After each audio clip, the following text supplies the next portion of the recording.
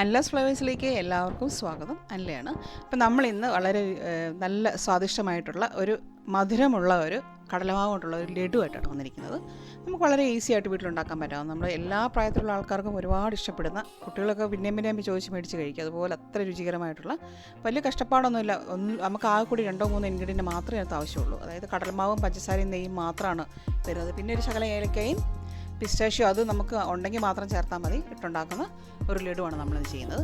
അപ്പോൾ നമുക്ക് നമ്മുടെ ലഡുവിൻ്റെ ഇൻഗ്രീഡിയൻസ് എന്തൊക്കെയാണെന്ന് നോക്കാം.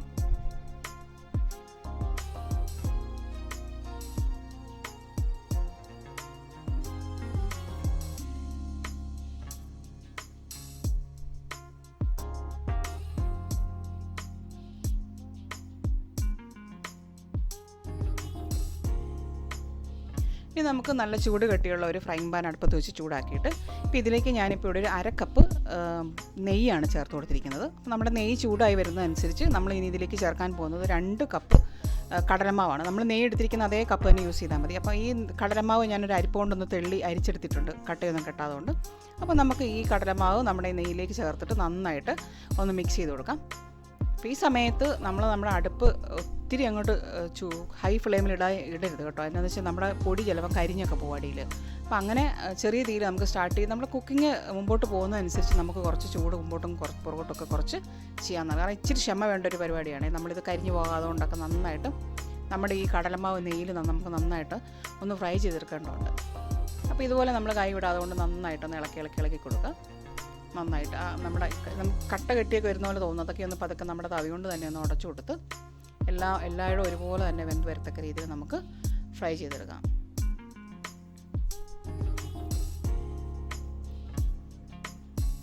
ഇപ്പോൾ കണ്ടേ നമുക്ക് കാണാം നമ്മുടെ പുകെ നമ്മുടെ കടലമാവിൻ്റെ കളറൊക്കെ മാറി വരും.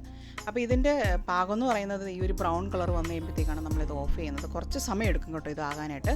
അതുപോലെ തന്നെ നമുക്ക് നമ്മുടെ കടലമാവ് നെയ്യിൽ മൂത്ത് വരുമ്പോഴത്തേക്ക് നല്ലൊരു മണം വരും. ആ മണമൊക്കെ വന്ന് ഈ ഒരു കൺസിസ്റ്റൻസി, ഈ ഒരു ടെക്സ്ചറിലേക്ക്, ഈ ഒരു കളറിലേക്കൊക്കെ വന്നു കഴിയുമ്പോഴത്തേക്കും നമുക്ക് നമ്മുടെ അടുപ്പ് പതുക്കെ ഓഫ് ചെയ്ത് കൊടുക്കാം.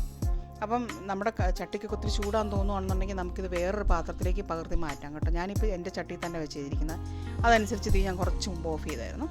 അത് കഴിഞ്ഞിട്ട് നമ്മൾ തണുക്കാൻ വേണ്ടി വെക്കുക ചെയ്യുന്നത് നമ്മുടെ ഈ പൊടിയും നെയ്യും കൂടെ നമ്മൾ ഫ്രൈ ചെയ്തിട്ട് ഒന്ന് മാറ്റി വയ്ക്കുന്നത്. ഇത് നന്നായിട്ട് ഫ്രൈ ചെയ്തെടുക്കാനും ശ്രദ്ധിക്കണം കേട്ടോ. അല്ലെങ്കിൽ നമുക്ക് പച്ചമണം ഫീൽ ചെയ്യും, നമ്മളിത് പച്ച ചുവ ഫീൽ ചെയ്യും നമ്മൾ ലഡു പിടിക്കുമ്പോഴത്തേക്കും.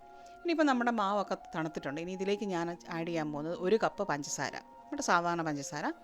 നമ്മൾ ഈ തണുത്തിരിക്കുന്ന ഈ നെയ്യും കടലമാവിൻ്റെയും ഈ മിക്സിലേക്ക് നമ്മുടെ പഞ്ചസാര ഇട്ടു. ഇനി ഇതിലേക്ക് ഒരു 4 ഏലക്ക, ഞാൻ കുറച്ച് പഞ്ചസാരയും കൂടെ ചേർത്ത് പൊടിച്ചെടുത്തിരിക്കുന്നത്, എന്നിട്ട് അതും കൂടെ ചേർത്തു. ഇനി ഇതിലേക്ക് നമുക്കൊരു ക്രിസ്പിനെസ് ഒക്കെ ഫീൽ ചെയ്യാൻ വേണ്ടിയിട്ടാണ് ഈ പിസ്റ്റാഷ്യോ. അത് നല്ല ടേസ്റ്റും ഉണ്ട് കേട്ടോ. ഇനിയിപ്പോൾ നിങ്ങൾക്ക് ഇഷ്ടമുണ്ടെന്നുണ്ടെങ്കിൽ നമുക്കിതുപോലെ തന്നെ അണ്ടിപ്പരിപ്പ് മുന്തിരിങ്ങയൊക്കെ ഇതുപോലെ കുറച്ച് നെയ്യിൽ മുപ്പിച്ച് അതും ചേർത്തെടുക്കാവുന്നേ ഉള്ളൂ. അപ്പോൾ ഈ പിസ്റ്റാഷ്യോയും കൂടെ ഇട്ടിട്ട് നമ്മൾ ഈ 4 നമ്മുടെ പഞ്ചസാരയും നമ്മുടെ ഏലക്ക പൊടിച്ചതും ഈ പിസ്റ്റാഷ്യോയും കൂടെ എല്ലാം കൂടെ ഇട്ടിട്ട് നമ്മുടെ ഈ പൊടി നമുക്ക് നന്നായിട്ട് നമ്മുടെ കൈ കൊണ്ട് തന്നെ നമുക്ക് മിക്സ് ചെയ്തെടുക്കാം.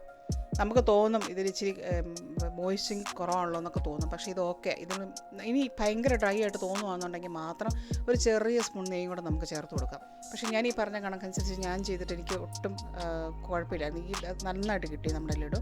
നമ്മൾ അവലസുണ്ടയൊക്കെ പിടിക്കുന്നത് പോലെ തന്നെ നമുക്ക് നമ്മുടെ കൈ കൊണ്ട് നന്നായിട്ട് മുറുക്കി നമ്മുടെ ഓരോ ലഡു നമുക്കിതുപോലെ ചെയ്തെടുക്കാം. ഞാൻ ഒത്തിരി വലിപ്പമുള്ള ലഡൂസ് അല്ല ഉണ്ടാക്കിയിരിക്കുന്നത്. അപ്പോൾ ഈ കണക്കിൽ എനിക്കൊരു 15 ലഡു കിട്ടിയിട്ടുണ്ട് ഞാനിങ്ങനെ ചെയ്തിട്ട്.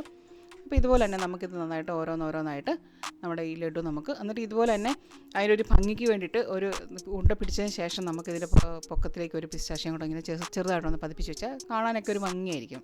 കാര്യം നമ്മുടെ ഇതിനകത്തുണ്ട് ഓൾറെഡി. എന്നാലും ഇങ്ങനെ വന്നു. അതുപോലെ നമുക്കിത് ഈ ബാക്കിയുള്ള മാവ് കൊണ്ട് ഇതുപോലെ എല്ലാം ഓരോ ലഡു നമുക്കിങ്ങനെ പിടിച്ചെടുക്കാം. നല്ല ടേസ്റ്റ് കേട്ടോ ഈ ലഡു. ഇത് നമുക്കെന്നാൽ ഒത്തിരി കഷ്ടപ്പാടൊന്നുമില്ല, ബേക്കറിലൊന്നും പോകേണ്ട ഒരു കാര്യമില്ല. നമ്മുടെ വീട്ടിലൊരു ശകലം ഒരു 10-20 മിനിറ്റ് നമുക്കൊന്ന് മെനക്കെടാൻ പറ്റുമെങ്കിൽ നല്ല സൂപ്പർ ലഡു നമ്മുടെ വീട്ടിൽ നമുക്കുണ്ടാക്കി. കണ്ടില്ലേ, നമ്മുടെ ലഡു എല്ലാം റെഡി ആയിട്ടുണ്ട്. കണ്ടോ, പിള്ളേർക്കൊക്കെ കൊടുത്തു കഴിഞ്ഞാൽ അതിന് പിള്ളേർക്കൊക്കെ ഭയങ്കര ഇഷ്ടമായി ഇതിൻ്റെ ഈ ലഡു.